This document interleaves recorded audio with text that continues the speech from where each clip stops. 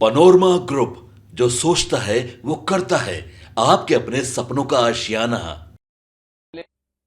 नमस्ते। मेरा नाम धीरज शर्मा है और आप न्यूज हाट देख रहे हैं। हमारे कार्यक्रम पेपर वाला में आप सभी का बहुत बहुत स्वागत है। इस वक्त जो है तरारी विधानसभा में मौजूद है। थोड़ा सा चुनाव कवरेज उवरेज को लेकर आ गए हैं। माहौल टाइट है और कहीं ना कहीं एक जो बयार है, लहर कह सकते हैं, सुनील पांडे के पक्ष में बह रही है। भाई स्वाभाविक सी बात है, जहां देखेंगे जो लोग चर्चा करेंगे उनकी बात तो करेंगे ही।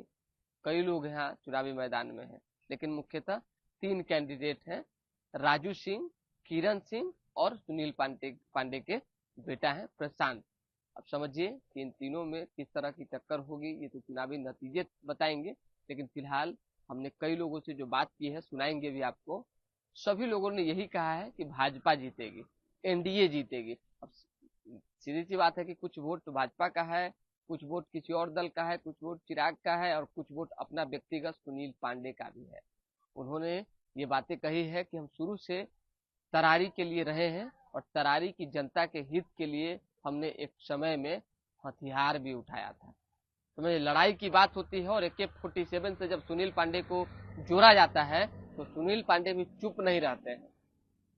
मतलब बोलने में वो एकदम करारा जवाब देते हैं विरोधियों को और कहते हैं कि ये सच्चाई है कि आज न्यायालय ने हमें सारे मुकदमों से बरी कर दिया है, लेकिन हम अपने जनता के हित के लिए, उनकी सुरक्षा के लिए एक समय में मजबूरी में हमको जो है ये कदम उठाना पड़ा था। कई इंटरव्यू में इन्होंने ये बातें सुनील पांडे ने कही है। खैर, हालांकि हम चुनावी नतीजों को जानने आए हैं तो कैंडिडेट की चर्चा करेंगे और क्षेत्र में लोगों से बातचीत करके और भी जो माहौल है उसके बारे में आपको बताएंगे।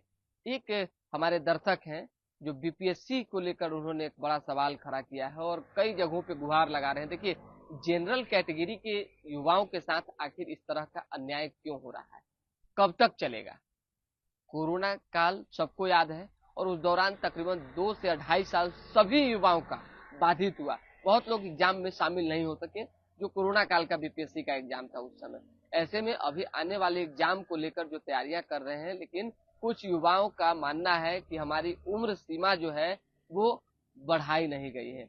37 से 42 साल करने की मांग चल रही है और बिहार सरकार को कई नेताओं ने, कई मंत्रियों ने, बिहार सरकार बीजेपी के कई नेताओं ने जो है, केंद्रीय मंत्री ने जो है पत्र भी लिखा है नीतीश कुमार को कि इसकी आयु सीमा पर ध्यान दिया जाए। तो उनका मानना है, हमारे पास जो लेटर है, हम लेटर पढ़ के जो है हम आपको दिखा देते हैं, जानकारी दे देते हैं कि क्या कुछ जो है उन्होंने पत्र में कहा है, जानकारी दी है। और जो अभ्यर्थी है बीपीएससी के, वो चाहते क्या है, उनकी डिमांड क्या है, उनका मकसद क्या है और बीपीएससी किस लिए जो है सोच नहीं पा रही है। खासकर जो है जनरल कैटेगरी के अभ्यर्थियों की ये मांग है, डिमांड है, इसलिए ये खबर हम आपको पढ़ेंगे। देखिए, भाजपा का भी लेटर पैड पे लिखा हुआ है। रामनाथ ठाकुर ने जो है लिखा है, राज्य मंत्री कृषि एवं किसान कल्याण, आप जानते हैं भारत सरकार में मंत्री हैं आदरणीय नीतीश कुमार जी, बिहार राज्य के छात्राओं से प्राप्त अनुरोध पत्र प्रेषित कर रहा हूं, जिसमें उन्होंने बिहार लोक सेवा आयोग द्वारा आयोजित परीक्षाओं के लिए अभ्यर्थियों की अधिकतम आयु वर्ष 37 से 42 करने की मांग की है। 37 वर्ष से 42 वर्ष करने की मांग की गई है। अभ्यर्थियों का कहना है कि अन्य राज्यों में अधिकतम सीमा जो है 40 वर्ष है या उससे अधिक है और ये सच्चाई भी है। उत्तर प्रदेश हो चाहे बाकी अन्य राज्य हो, मध्य प्रदेश हो, सभी जगहों पे बीपीएससी में एग्जाम लेने को लेकर आयु सीमा जो है वो 40 से ऊपर भी है, 40 भी है। तो इसीलिए बिहार के युवा चाहते हैं, वो युवा खासकर जो जनरल कैटेगरी में आते हैं, कि 40 वर्ष से अधिक है उन्हें सही किया जाए। बिहार प्रतिभा पलायन की समस्या से जूझ रहा है तथा कोविड-19 के कारण शिक्षा मंत्री में माफी चाहेंगे, शिक्षा सत्र में विलंब तथा परीक्षा का आयोजन न होने के कारण कई अयोग अभ्यर्थी जो थे, सॉरी, योग्य अभ्यर्थी जो थे वो परीक्षा में शामिल नहीं हो सके।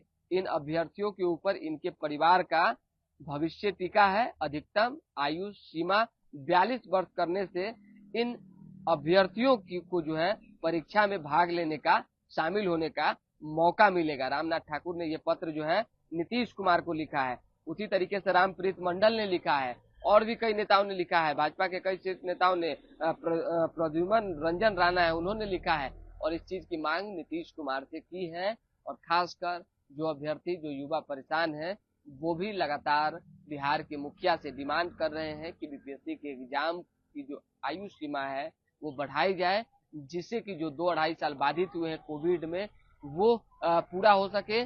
साथ ही साथ जो योग्य अभ्यर्थी हैं वो सफल होकर अपने परिवार में जो इकलौता आन बान शान बनना चाहते हैं, अपने गांव ग्राम का मान सम्मान बढ़ाना चाहते हैं, बिहार के लिए काम करना चाहते हैं, देश राज्य के लिए काम करना चाहते हैं, वो काम कर सके।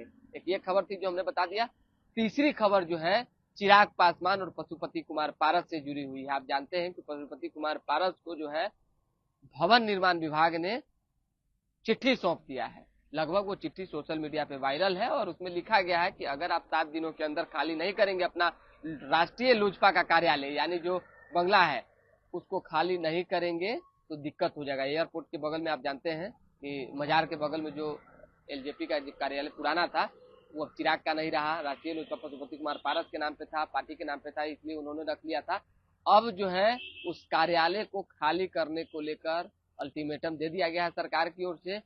चिराग पासवान पूरी तरीके से यहाँ जीतते हुए नजर आ रहे हैं, समझिए जीत ही चुके हैं हर मामले में, चुनावी रणनीति में, चुनाव जीतने में, अपनी पहचान और पहुंच बनाने में। यहाँ तक कि एक बंगला नहीं था, यानी पार्टी कार्यालय खोलने के लिए जगह नहीं थी, वहां भी उन्होंने बाजी मार ली है। लेकिन एक बात का मलाल है, टिस है, दुख है, पीड़ा है, और वो पीड़ा ये है कि पशुपति कुमार पारस उनके चाचा हैं और चाचा को जो है अब इस समस्या में किसी तरह की चीजों में नहीं देख सकते हैं। तो उन्होंने जो है कहीं ना कहीं मन में भी विचार किया है कि अगर समझौता करने के लिए चाचा चाहते हैं तो कहीं कोई दिक्कत नहीं है, हम लोग साथ रहने के लिए तैयार हैं। जो सूचना हमारे पास आई वो हमने आपको बता दिया। फिलहाल अभी के लिए दें हमें इजाजत, हमारे साथ बने रहें, देखते रहें न्यूज हाट। हर खबर से अपडेट रहने के लिए हमारे चैनल को लाइक कर लें, खबर को शेयर करना बिल्कुल ना भूलें। बहुत बहुत धन्यवाद।